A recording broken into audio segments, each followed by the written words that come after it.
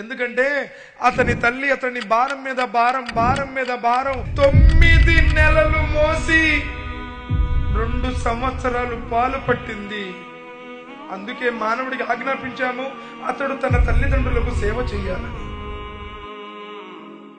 ఈరోజు పడుసు పెళ్ళాం మోసులో పడి తల్లిదండ్రులను కొట్టి తిట్టే వాళ్ళని మనం చూస్తున్నాం. సోదరులారా, భార్య పోస్తే మరో భార్య వస్తుంది, కానీ తల్లి పోతే లోకంలో ఇక ఏ తల్లి నీకు కన్న తల్లి కాలేదు. ఒక వ్యక్తి ప్రవక్త ముహమ్మద్ సల్లల్లాహు అలైహి వసల్లం వారి దగ్గరకు వచ్చి అడుగుతున్నారు, ఓ ప్రవక్త, ఈ ప్రపంచంలో అందరికంటే నా మీద ఎవరికి హక్కు ఉంది? ప్రవక్త గారు చెప్పారు, నీ తల్లికి. ఓ ప్రవక్త, మరి దాని తర్వాత? నీ తల్లికి. ఓ ప్రవక్త, సుమ్మమన్, దాని తర్వాత? సుమ్మ ఉమ్ముక్, నీ తల్లికే. కాల సుమ్మమన్. ఓ ప్రవక్త, మరి దాని తర్వాత? కాల సుమ్మ అబుక్, నీ తండ్రి. 3 రెట్లు తల్లి స్థానాన్ని పెంచి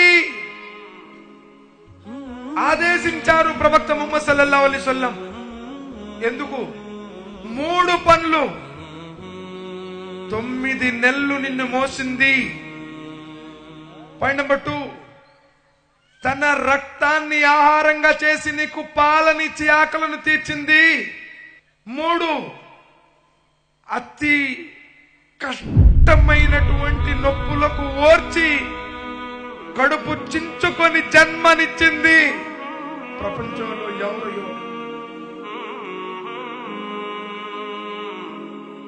సోదరులారా, నొప్పిని డెన్స్ లో కొలుస్తారు. నీళ్లని అంటే ద్రవ రూపంలో ఉన్న వాటిని లీటర్స్ లో, బరువుని కిలోల్లో, అదే బట్టలనైతే మీటర్ లెక్కలో కొలుస్తారు. అలానే నొప్పుల్ని డెల్స్ తో కొలుస్తారు. డెల్ అంటారు. మానవ శరీరం 45 డెల్స్ ని భరిస్తుంది. కానీ శాస్త్రవేత్తలు ఏమంటున్నారంటే, తల్లి తన బిడ్డకు జన్మనిచ్చేటప్పుడు 57 డెల్లుల్ని పుడుతుంది. అది ఎంతటితో సమానం అంటే, మన శరీరంలో 20 ఎముకలు ఒక్కసారిగా పటపట పటపట ఇరిగిపోతే ఎంత పుట్టిద్దో, తల్లి బిడ్డకు జన్మనిచ్చేటప్పుడు అంత నొప్పి పుడుతుంది. అంత నొప్పిని బరాయించి ఓర్చుకొని జన్మనిచ్చి నిన్ను చూసిన మరుక్షణంలోనే ఆ నొప్పిని మర్చిపోతుంది. ఆ తల్లిని కొడతావా? ఆ తల్లిని తిడతావా? తినపోతే ఎప్పుడన్నా చూడండి, అయ్యా ఈ ముద్ద తిను, ఆ ముద్ద తిను, ఇది అన్న ముద్ద, ఇది నాన్న ముద్ద, ఇది నా ముద్ద. గోరు ముద్దలు తినిపించిన అమ్మని ఎప్పుడైనా అమ్మా అన్నం తిన్నావా అని అడుగుతున్నావండి? ఈరోజు నా మొగాన ఒక ముద్దయిరా అని ప్రాధేయపడుతున్నామని పట్టించుకోకుండా తిరుగుతున్నామే. అల్లా ఎలా ఇష్టపడతాడండి?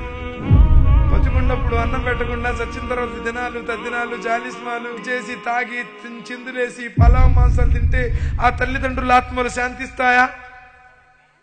వబిల్ వాలిదైని ఇహ్సానా, వబిల్ వాలిదైని ఇహ్సానా. మీరు మీ తల్లిదండ్రులతో సద్భావంతో మెలగండి అన్నారు ప్రవక్త ముహమ్మద్ సల్లల్లాహు అలైహి వసల్లం చెప్పారు. తల్లి అరికాలి కింద స్వర్గం ఉంది. 5 పూట్ల నమాజ్ చేసినా, పూజలు చేసినా, ప్రార్థనలు చేసినా తల్లిదండ్రులను చూడకపోతే వాడికి మోక్షం లేదు. 26 చోట్ల అల్లాహ్ సుబ్హానహు వ తఆలా ఖురాన్లో అన్నాడు, వబిల్ వాలిదైని ఇహ్సానా, తల్లిదండ్రులతో మంచిగా మెలగండి.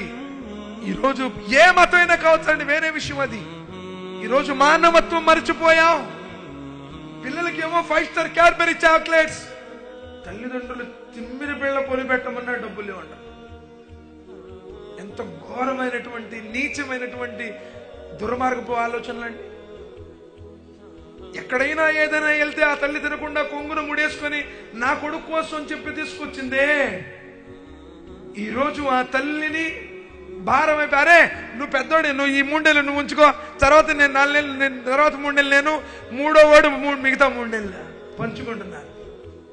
ఆ తల్లి కూడా ఈ రోజు ఇచ్చానులే పాలు, రేపు ఇస్తానులేరు అని చెప్పి ఒక రోజు ఆపి నడితే గొంతు ఎండిపోయి ఎప్పుడో చచ్చిపోయేవాళ్ళం. రోజు యాడిచ్చాను రా పాలు అని చెప్పేసి. అవునా కదండి? మనం మూత్ర విసర్జన చేస్తే మనల్ని పొడి బట్టల మీద పండేసి తాను తడి బట్టల్లో పండు పెట్టుకుందే. ఆ తల్లిని ఈ రోజు నేడు సమాజం ఎలా చూస్తుంది?